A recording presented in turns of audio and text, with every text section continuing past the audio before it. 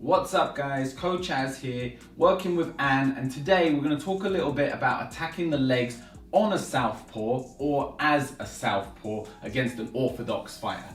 Basically what we're talking about is how to deal with the open stance situation.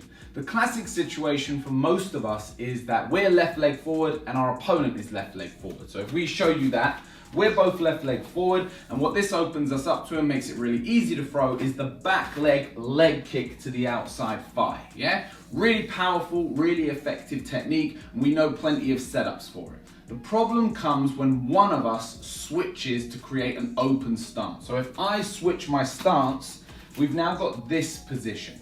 Now the problem with this position is it makes it far more difficult to shoot that back leg kick. If I shoot that back leg kick, I'm either gonna have to go to the inside of her lead leg, coming in and around to here, or I'm gonna have to take it to the back of her back leg. Again, these are difficult things to do. They've got a lot of weapons that they can use up through that center line, and it's very easy for her to check that kick by simply raising that back leg, and she doesn't even need to raise it very high. By just lifting that knee a little bit, she's already gonna meet that kick, and it's very, very difficult. If we get checked on that leg, it's gonna cause me a lot of pain, it's gonna cause me a lot of problems. So, again, we want to have options for attacking the outside of this leg. There's two kicks that we can effectively throw. We can throw our lead leg roundhouse straight up to the target. So I can just lift that leg, boom, and shoot it straight there. It's not the most powerful technique, but what it does do is it provides a great setup for things like the hands, because what it does is it draws attention. So if I can throw that kick, boom, and draw attention down, I can open up to shoot my hands and strike over the top. Now, if we wanted to hit with power, what we'd need to use is a switch kick. The switch kick would involve me basically switching my stance to create a back leg. Now I've got the back leg and I can shoot that into the side of her thigh and I can cause damage. But of course, the switch kick being a much longer technique, it has a very obvious tell. The second Anne sees me starting to switch that leg, she can think about checking by lifting that leg or simply moving out of the way with footwork and creating space. We don't want her to do that. So what we can do is we can combine all of these elements together in a combination to help set up that switch kick, okay? This is what we're gonna work, and I'm gonna show you on the pads in a moment, but I want you to just visualize it on an opponent so you know how you can apply it in your sparring. We're gonna go with that lead leg kick straight to the leg. The idea of this kick is not necessarily to cause damage, but to draw attention. Boom, straight to the target. I'm going to use that to set up my hands. Now I could throw whatever I like. In this instance, I'm just going to throw a simple 1-2. Now, if that hits, brilliant. So if I've drawn her attention down and it gives me that moment to split the guard and come up through the middle and hit her with the jab cross, amazing. But even if she brings her guard up and defends properly against the 1-2, my real focus is on the final technique, which is going to be the switch kick. So the whole thing together, we're going to go leg kick, 1-2, and off that 1-2, ideally she's turtled up, she's covered her eyes. That way it allows me to hide this setup of switching my legs, boom, and shooting that switch kick onto the outside of her thigh.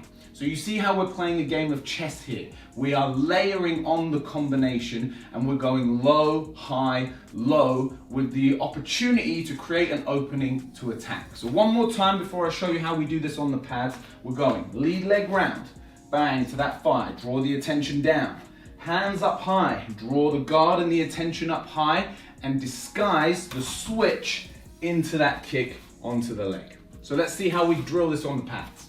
All right guys, now if you train solo, you can do all of this on a bag, whether it be freestanding or hanging, but this is a great way that I like to do it with my guys with a partner. We're gonna be using a kick shield for the leg kick and a focus pad up at top for the punches. Now, when you hold a kick shield for leg kicks, the ideal situation is to place it on the back of your leg. Don't put it on the side because if they got a real strong kick, they're gonna kick through anyway, and that's gonna bend your knee a way that it doesn't wanna bend. So always try to rotate yourself around so that it can rest on the back of the leg. That way, if your leg caves, it caves in the direction that it naturally tends to do anyway, mitigates the damage to you. So I'm gonna set up into this open stance. I'm going left leg forward so that Anne can be right leg forward. I've got the pad here onto that lead leg, and I've got the focus mitt up for the hands. Like I said, we're gonna go lead leg kick.